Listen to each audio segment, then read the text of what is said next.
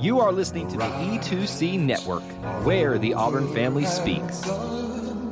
Hello and welcome to War Horses, the only college equestrian podcast that accurately tells you how good or bad these teams actually are. I'm your host, Auburn Elvis. Let's talk about some college equestrian. Meet recaps. Now, let's get it all started with Thursday's action where we had number 2 Auburn visiting number 4 Texas A&M. In the preview, I said this one would be close, possibly a 9-9 tiebreaker situation, but right out of the gate, you could tell Auburn was not ready for Texas A&M. The Tigers lost fences 0-4, and that performance all but ended Auburn's chances of winning. In horsemanship, Auburn rebounded, winning 3-2 in this event, making the halftime score a shocking 6-3 in favor of the Aggies. Now at this point, as bad as things were, there was still a chance for Auburn to get back and make a comeback.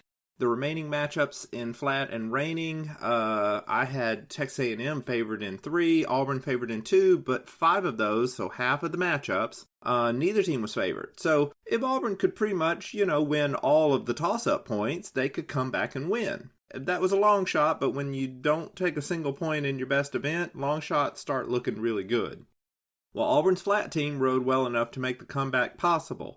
They won 3-1 in that event, but the dream of a thrilling comeback kind of petered out as the reigning team started posting those scores. There were 2 ties in the event, and Auburn didn't end up winning a single point there. They lost 0-3 in that event. So the final score ended up being a disappointing 10-6 in favor of Texas A&M.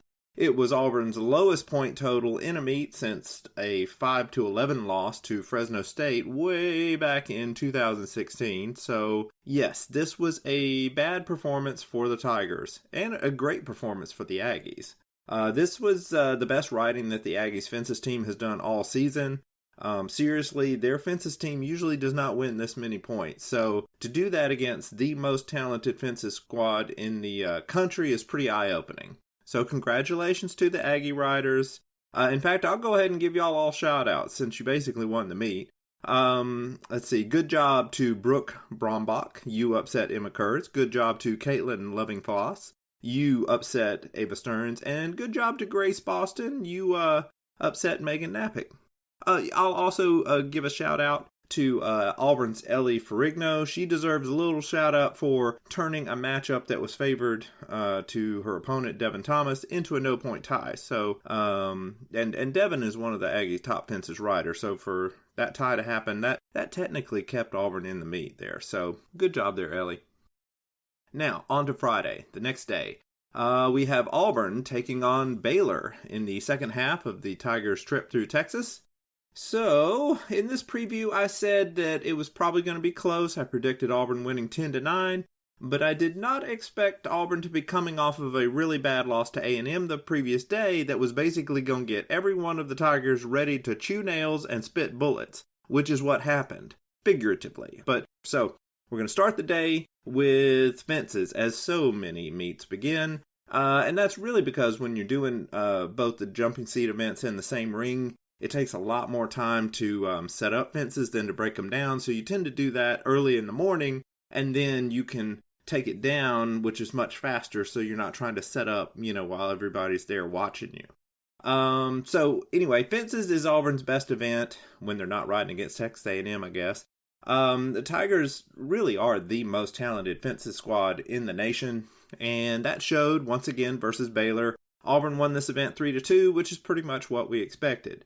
The next event was reining, which has been the Tigers' worst event this season. Here again, Auburn won 3-2. Now, I only expected each team to get 2 points, so hats off to Boo Kammerer for getting that point against Jenna Miemersdorf.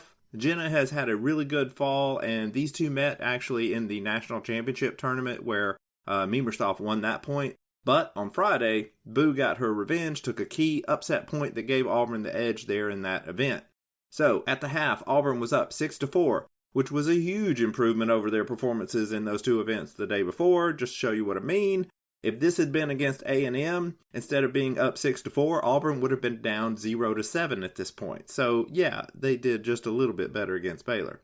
Now, in the second half, things kicked off with equitation on the flat. Auburn went 3-2 in this event, which might be impressive or not. Who knows? The flat is just so weird, and it's hard to predict this year. So, although there is this one weirdo out there who keeps trying to predict them. And actually, all my predictions on the flat one came true. Auburn got the 2 points I favored them in, which was Ellie Ferrigno and Emma Kurtz. Baylor, Savannah Hemby got the point that I had favored her in, and then there were 2 toss-ups. Auburn's Ava Stern got one of them, and Baylor's Emma Fletcher got the other one. So that one kind of went to form there. Then in the final event, horsemanship, Auburn closed the door on Baylor, winning the event 4-1. Now, some Baylor riders did take exception to the judging in this one, but going in, I thought it was going to go about 3-2 towards Auburn. When you look at their common opponents, Oklahoma State and Texas A&M, Auburn went 3-2 against both of those teams in this event.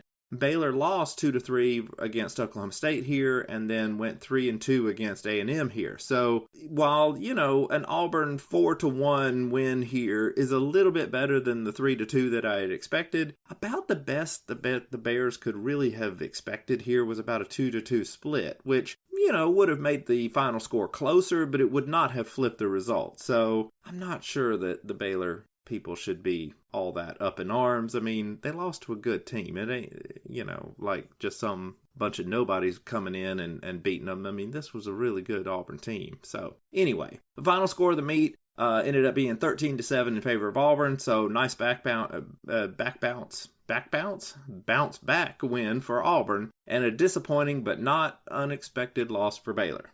Okay, so those are the 2 meets that 95% of my listeners care about. So what I'm going to do is for these other recaps, I'm either going to make them quick or funny. So here we go. Up next, we have South Dakota State against UC Davis in Delaware. I thought this one was going to be a close win for South Dakota State, but no, it was a long day for the Jackrabbits this weekend, and UC Davis ended up getting the win 13-6. Then, at the end of the day, UC Davis faced Delaware State.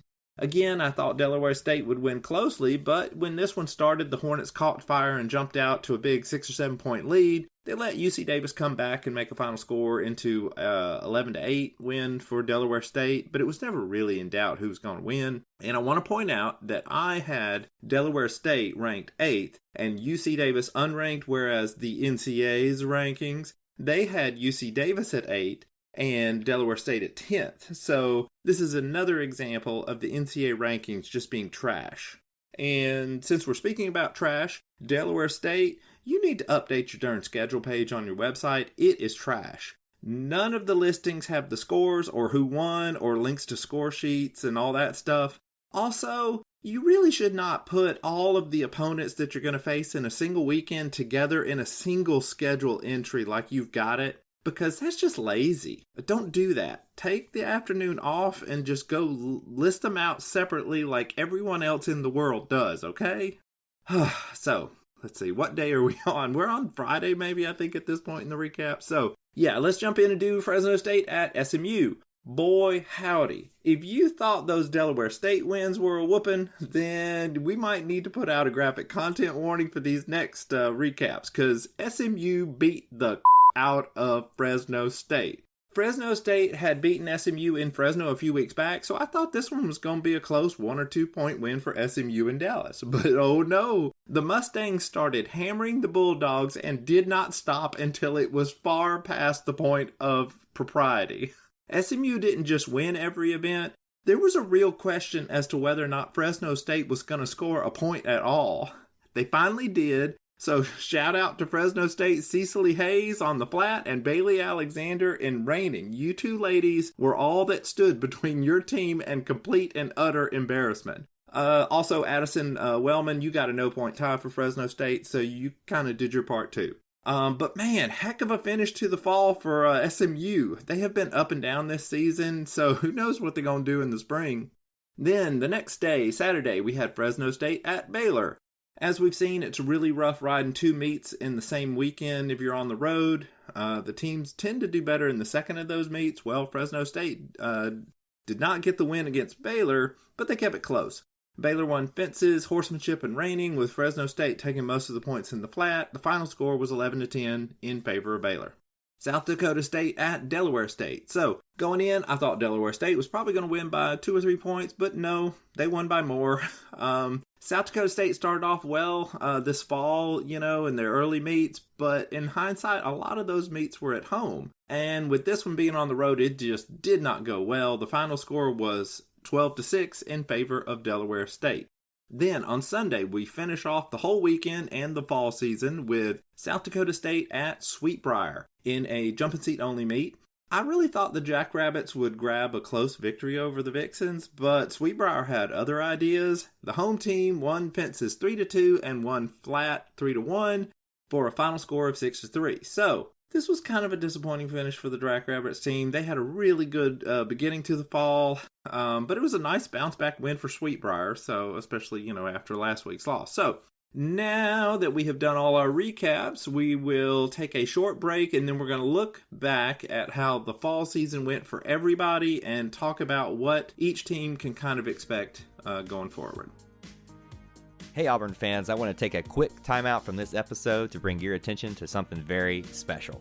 Here at the E2C Network, we pride ourselves on bringing you the best content for Auburn fans out there.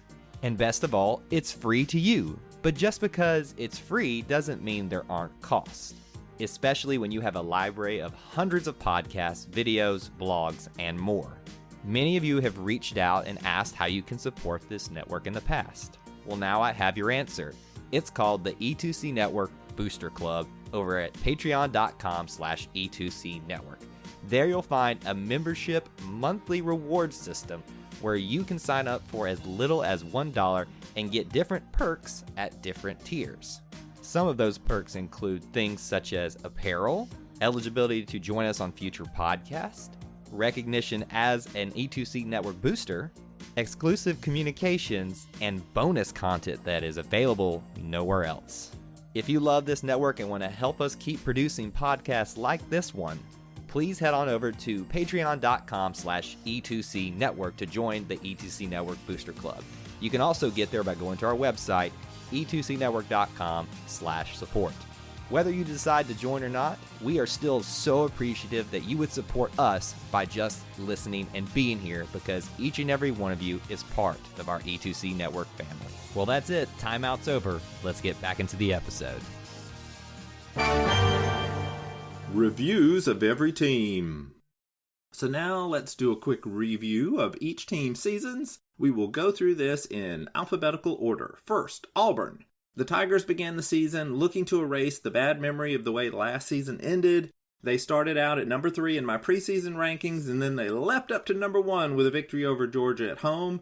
That did not last long, however, as a tough road trip out west gave Auburn their first regular season loss in 3 years. They dropped down to number 2, and they were looking to possibly jump back up into the top spot, but an embarrassing loss to A&M in the final weekend demonstrates that although Auburn is loaded with talent, they still have to keep focused every meet to avoid a loss. Next, Baylor. The Bears had an early home loss to Oklahoma State by 1 point, then they put together a strong resume of wins until the final weekend saw them lose at home to Auburn. This is a very strong start overall for Baylor. They sit in second place in the Big 12, hoping they can upset the Cowgirls in the spring when they go on the road. Next is Delaware State. The Hornets put together a very nice fall record. They went 3-0 against the other small NCEA schools on their schedule, and a loss to SMU is really their only dual discipline defeat. So good job there.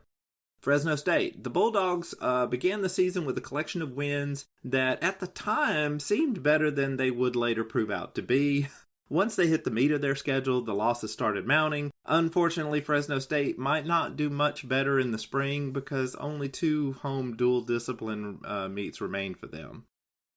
Georgia.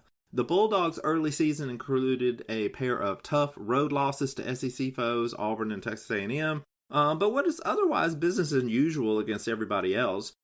Georgia hopes to reverse their fortunes in the spring, with Auburn and Texas A&M having to now visit the Bulldogs. Minnesota Crookston. The Golden Eagles did their best in their 2 NCEA meets, but they came up short against South Dakota State and TCU. They hope to do better in the spring against a pair of scheduled NCEA opponents. Oklahoma State. The Cowgirls had the best fall season of anybody. They scored wins over all their Big 12 opponents and visiting Auburn as well. A disappointing loss to SMU in a 4-on-4 meet was the only hiccup in their fall season.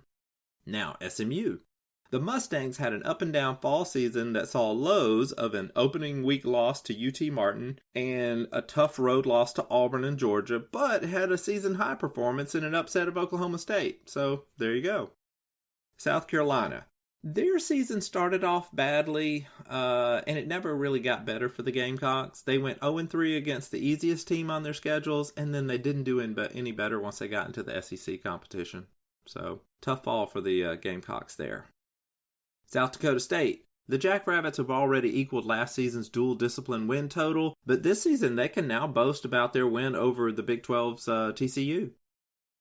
Texas A&M.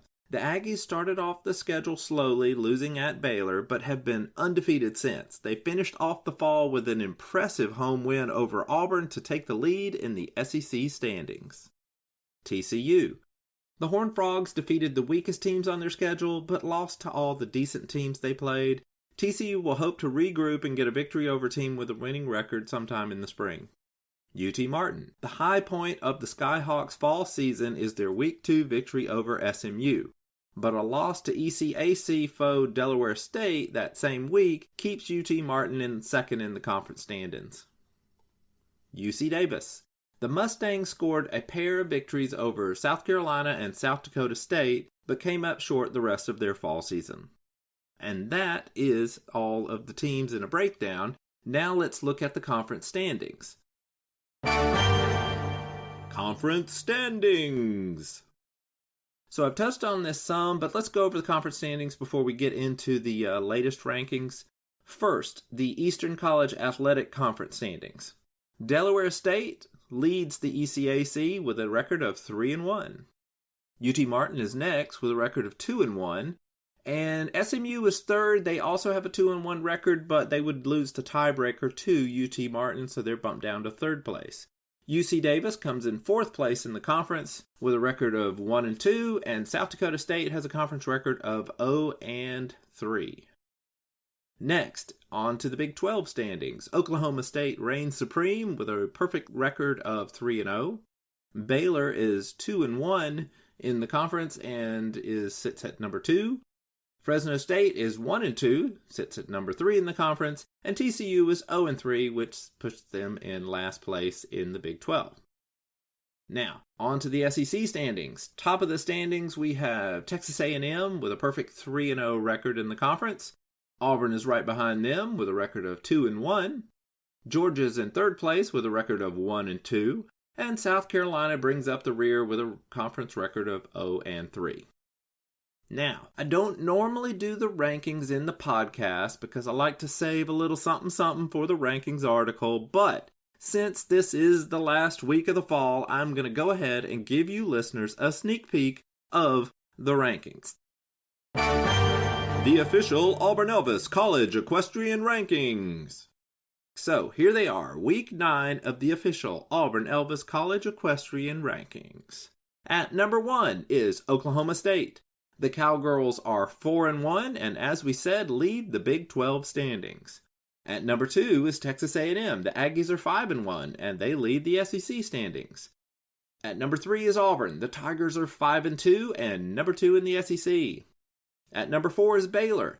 The Bears are 4-2 and in second place in the Big 12.